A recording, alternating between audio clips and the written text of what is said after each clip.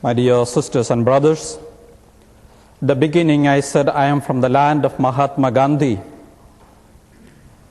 Mahatma Gandhi was the apostle of non-violence and truth. He was the leader of India's independent movement. One day someone asked him, "You were such a great leader, so well known, so much adhering to non-violence and truth.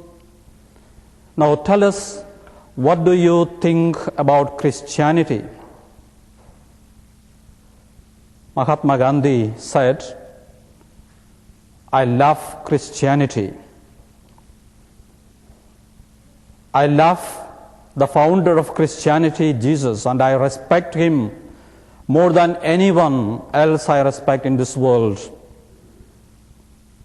I read the Sermon on the Mount very often, and I benefit much out of it. I know of no one in this world who has done so much good for humanity than Jesus, the founder of Christianity. And therefore there is nothing wrong with Christianity. But the trouble is, there is something wrong with you Christians. You do not live what you teach. You do not practice what your founder has taught you. He has taught you to love one another. He has taught you to love even your enemy. And you do not practice that. That is where the trouble is."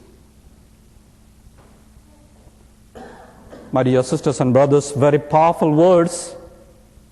Perhaps these words would tell us the reason why still 2/3 of the world's population is not Christian. Christians always had this problem of telling the world who they are. The problem of identity. An identity crisis, we can say. Who are we? How are we tell others who we are? Do we have to wear some uniforms to tell that we are different from others? Do we have to go to the street corners or crowded places and tell that we are Christians? We are a different bunch of people? For Jesus, the essential mark and the identity of a Christian is not the way one speaks or dresses, but the way one lives his life. Therefore, in today's gospel, he tells us very powerfully, "I'm going to be with you only for a little while longer. I'm going away. But when I go away, I give you a new commandment, that you love one another. Just as I have loved you, you also should love one another. By this everyone will know that you are my disciples, if you have love for one another."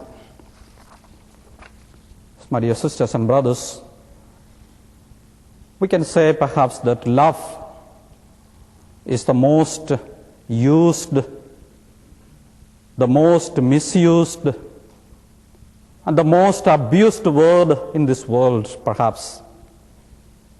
People use the word love for various types of attractions, abuses, and even misuses. And yet, Jesus told his disciples, "I give you only one commandment." And that one commandment in one word is love. Love as I have loved you. Love as I have loved you. What is the type of love with which Jesus loved his disciples? First of all, Jesus' love was a selfless love. He loved without expecting anything to get back. He loved the sinners, he loved the weak, he loved the underprivileged, he loved the oppressed, the outcasts, the poor, not expecting anything back. Secondly, Jesus' love was a sacrificial love. He was able to shed his last drop of blood for love of his friends and die on the cross. A supreme love, supreme act of sacrifice. And he told his disciples, no one loves more than the one who gives his life for the loved one. And he proved what it means to love by giving one's life for the loved one. Jesus' love, thirdly, was a forgiving love. He loved not only those who loved him back, he loved not only his friends, he loved even his enemies. And he asked his disciples, love your enemies and pray for those who persecute you. And he proved that and showed that from the cross. Father, forgive them, for though they do not know what they do. He prayed for his executioners. That is the type of love with which Jesus loved us. A love which was shown on the cross in his supreme act of sacrifice. My dear sisters and brothers, the only commandment that Jesus gave was the commandment to love. Love in such a way that the world will recognize us as the disciples of Jesus. And therefore, who are we? What is our identity? Love is the Christian identity. Love is the Christian uniform. Love is the Christian trademark. Love is the Christian habit. And if we wear this habit of love, we have no identity crisis. Jesus wants us to be recognized as his disciples, as Christians, by the way we love one another. What does it mean to love one another? It means to love selflessly, to love sacrificially, to love forgivingly, as Jesus loved. Millions we know have loved this way. Millions have lived in love throughout the last 20 centuries. And today, we know that millions continue to live in this love, type of love. Every time we see a family united between the husband and wife, between the parents and children, we know that there is love. Every time when we see that a family gathers together in prayer, we know that there is love. Every time we reach out to a needy brother or sister in love and compassion and kindness, we know that there is love.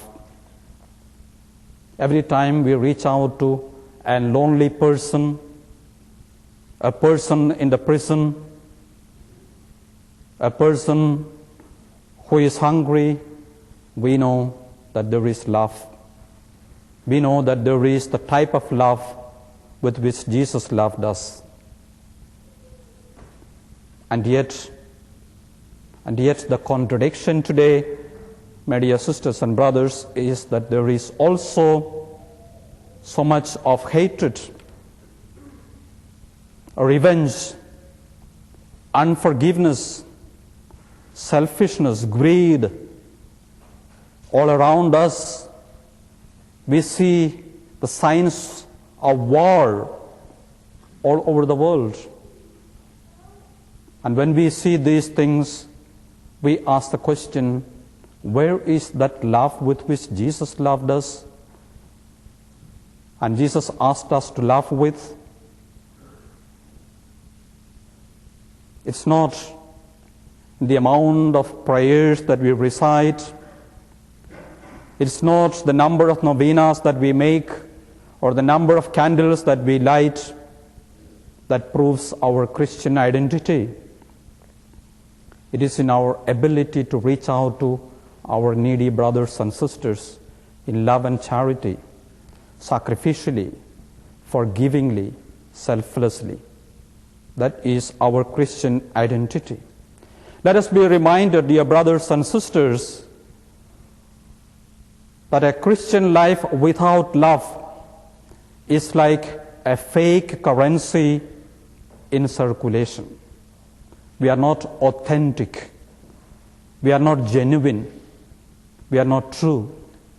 If we have to be authentic, genuine, and true, we should have love in our hearts.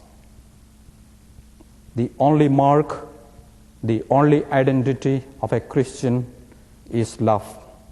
Let's today ask the Lord to put that type of love in our hearts. Fill our hearts and minds and our families, our communities, our parishes, our churches, and the entire world with that selfless, sacrificial, and forgiving love with which Jesus our Lord has loved us.